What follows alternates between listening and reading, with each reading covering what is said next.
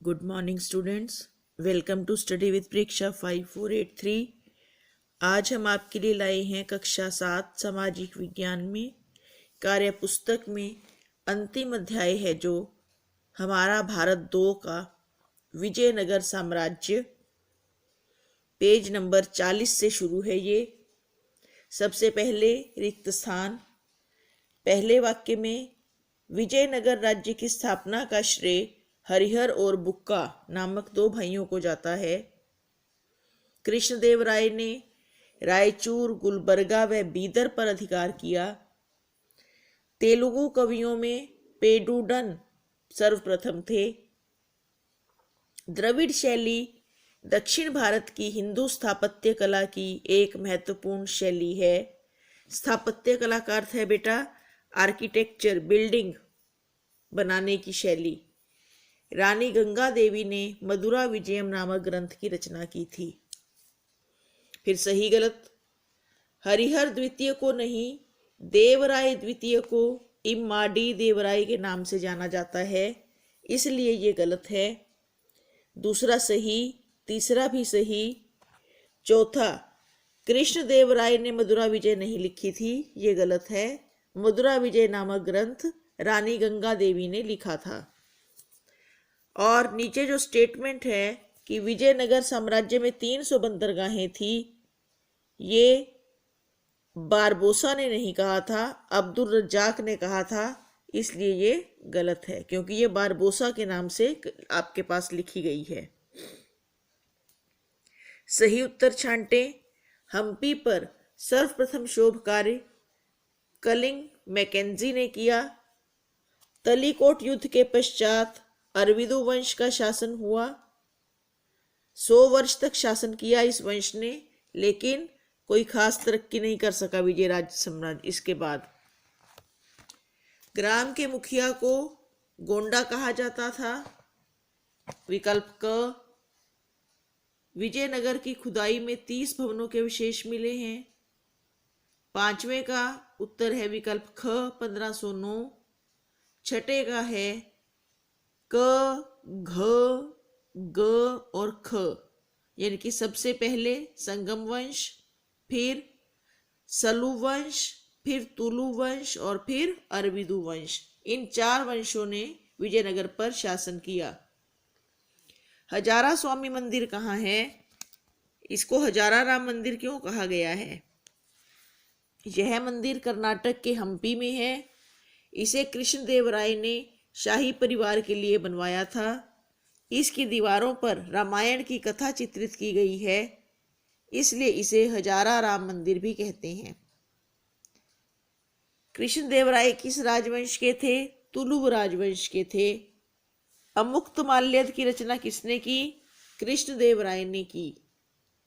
तालीकोटा के युद्ध को राक्षसी तागड़ी युद्ध के नाम से भी जाना जाता है। अब्दुल रज्जाक कौन था? ये एक ईरानी यात्री था जो देवराय द्वितीय के समय में भारत आया था। अब लघु प्रश्न है, विजयनगर साम्राज्य के मंदिर कैसे बने हुए हैं, इनकी विशेषताएं। इनमें द्रविड़ शैली के साथ साथ स्थानीय शैली का भी प्रयोग हुआ है। ये स्तंभों पर खड़े हैं, स्तंभों पर घोड़े बने हुए हैं और इनमें खुले दालान हैं जिन पर देवताओं की मूर्तियां बनाई गई हैं। हम्पी के खंडहर कब और कैसे प्रकाश में आए? 1800 ईस्वी में कलिंग मैकेंजी ने सर्वप्रथम हम्पी पर शोध कार्य किया। उसने हम्पी का प्रथम सर्वेक्षण मानचित्र तैयार किया।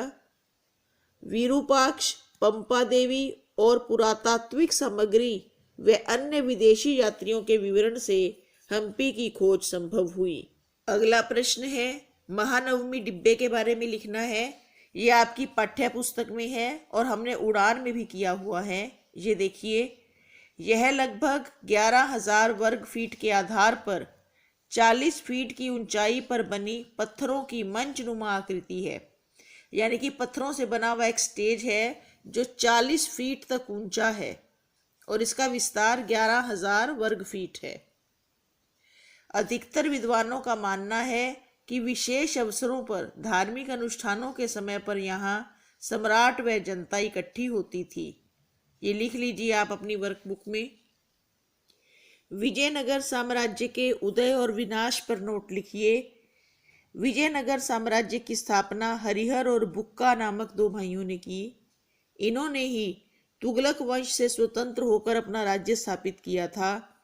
विजयनगर पर 3 वंशों संगम वंश, सलू वंश व तुलु वंश का शासन रहा। कृष्णदेवराय विजयनगर का सबसे महान शासक था। विजयनगर का अपने पड़ोसी बहमनी राज्य से संघर्ष चलता रहता था। तलीकोट के युद्ध में 23 जनवरी 1556 को बीजापुर, गोलकुंडा व अहमदनगर ने मिलकर विजयनगर को हरा दिया। इसके बाद के 100 वर्षों में धीरे धीरे यह राज्य नष्ट हो गया।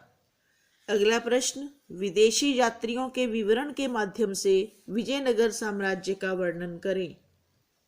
इसका उत्तर हम अपनी पाठ्य पुस्तक की सहायता से लिख सकते हैं। 120 नंबर पेज पर इटली निवासी यात्री निकोलो दा कोंटी, पुर्तगाल निवासी यात्री डोमिंगो पायस और ईरानी यात्री अब्दुल रज्जाक ने उसकी समृद्धि की अत्यधिक प्रशंसा की। कोंटी ने लिखा है कि यहाँ का राजा भारत के दूसरे सभी राजाओं से अधिक शक्तिशाली है। अब्दुल रज्जाक ने लिखा था, विजयनगर के समान ना तो कोई शहर देखा है और ना ही विश्व में किसी नगर के बारे में सुना है। इसी प्रकार पुर्तगाली यात्री डोमिंगो पायस ने लिखा, यह विश्व का सबसे सुंदर शहर है, जहां पर गेहूं, चावल, जौ, दालों व अन्य सभी वस्तुओं की भरमार है। फिर बारबोसा ने नगर की प्रशंसा करते हुए लिखा कि नगर बहुत विस्तृत, सघन बसा हुआ और भारत के हीरों, पेगू के लाल, चीन और अलेक्जेंड्रिया की रेशम, सिंदूर, कपड़ा, कस्तूरी और मालाबार की काली मिर्च और चंदन के व्यापार का मुख्य केंद्र है। तो हम इस प्रकार से अपनी पाठ्य पुस्तक में से ये लिख सकते हैं। उड़ान के जो वीडियो हैं इस चैप्टर के, उसमें भी ये सब मैंने लिखवाया हुआ है। इन चित्रों की पहचान करनी है। ये विट्ठल स्वामी मंदिर, महानवमी डिब्बा, ये कमल महल, हम्पी बाजार का दृश्य है, ये विरूपाक्ष मंदिर, और ये विजयनगर का राज चिन्ह है जिसमें विष्णु का वराह अवतार, सूर्य, चंद्रमा और एक बर्छी बनी हुई है। विष्णु ने वराह अवतार दक्षिण भारत में लिया था, इसलिए विजयनगर साम्राज्य के राज चिन्ह में वराह को स्थान दिया गया है। वराह का अर्थ है जंगली सुअर। ये वीडियो यहाँ समाप्त होती है। देखते रहिए स्टडी विद प्रेक्षा 5483। धन्यवाद।